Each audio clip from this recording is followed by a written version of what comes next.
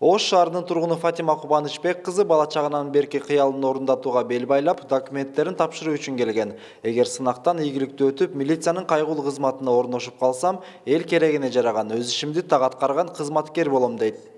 Берги фамилиясын жазасыз. Эгер бул кызматка өтүп калсам, элге жардам берген, кылмыштуулукту азайткан, өлкөмө ошо адамдарга жардам берип, милициянын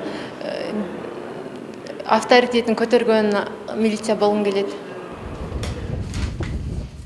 Ошто түзүлүп жаткан милициянын кайгылуу кызматына 219 орун каралган. Документтерди кабыл алуу 5-июнь күнү башталган. Азыркы тапта 243 жарандын арызы кабыл алынды. Андан соң сынактын кийинки баскычтары болот.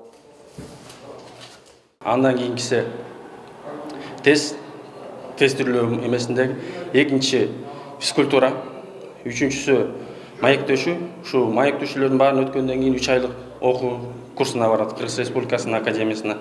Ошо 3 айлык курсту ийгиликтүү аяктаган соң бизге жергиликтүү эмеге ишке орношуп приказ чыгат.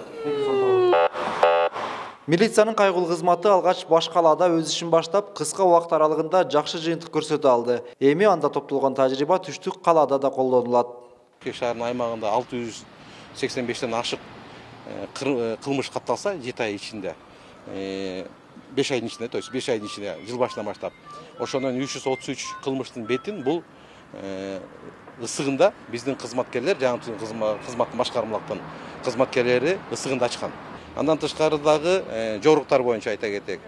Мисалы үчүн жоруктар боюнча дагы катталган кылмыштардын баарынын ысыгына бетин ачып жеткирип атат да. Андан тышкары болсо бузуулар боюнча мына 53 миңден ашык ошо жол эресин бузгандар боюнча протокол түзгөн.